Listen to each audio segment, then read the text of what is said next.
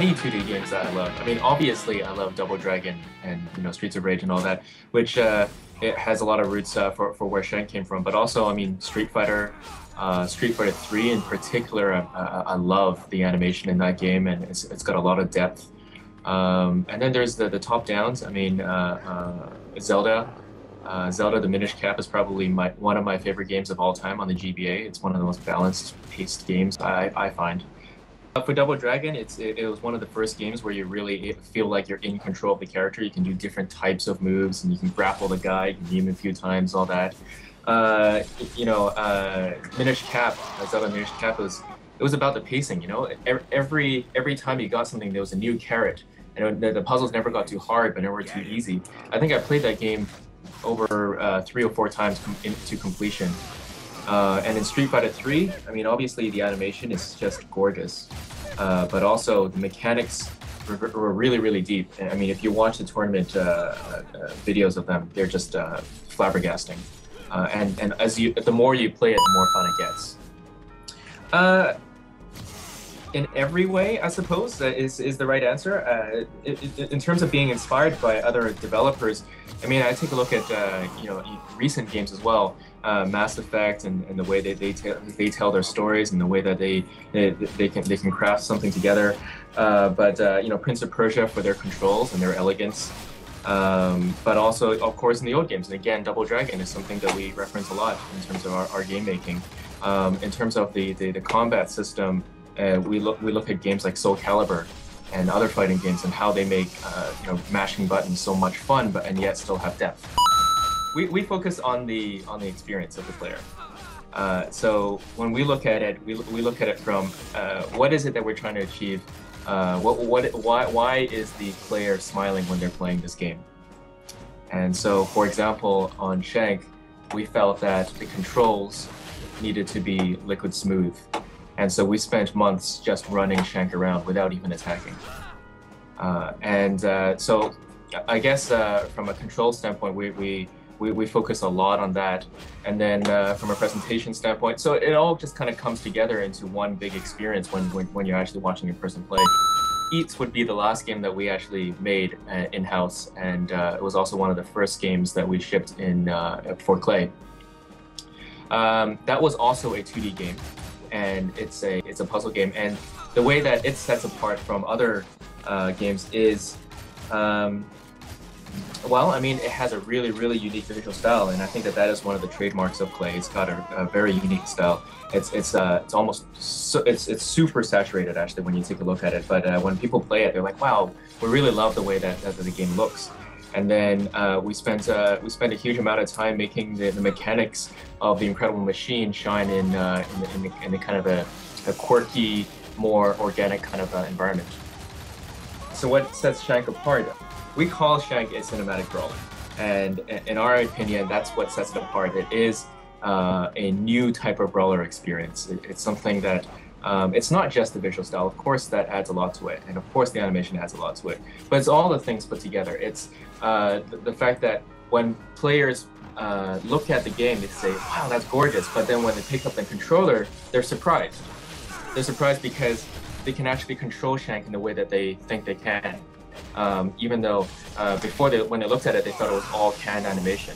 And so we take a lot of pride in that. Even though we have great visuals, it wasn't at the expense of great gameplay. My education is in programming. So I have a computing science degree and math from Simon Fraser.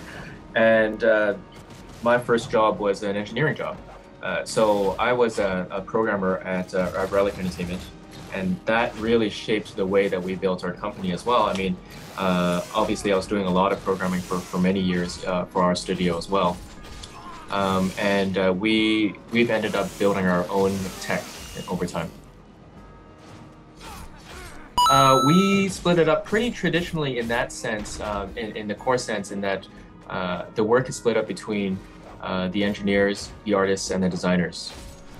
But in terms of, because we are a smaller studio, there's a lot of cross going on. So, the programmers are doing a little bit of design work. The designers do have tasks that could be related to programming, and the artists also know everything. So it all kind of ties together, and I think that is obviously the best way to go about it, so that you can get some really harmonious things going on. But yeah, we split it up pretty traditionally in that sense.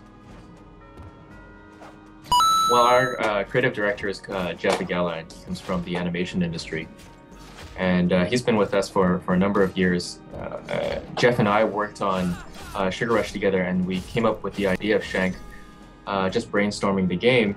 And you know, we got the idea of creating a cinematic brawler, but obviously it was up to Jeff to create the art style, to create the feel of the game there.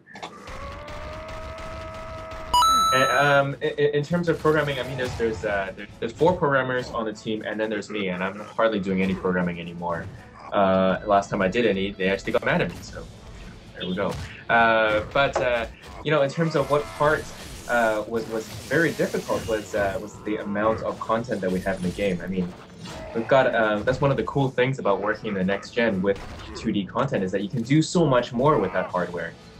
And so now we're looking at really huge sprawling levels with, you know, 9 layers of parallax all in HD, and that was a pretty big thing to overcome. But we did, and of course the results, that's fantastic. It's a lot of fun.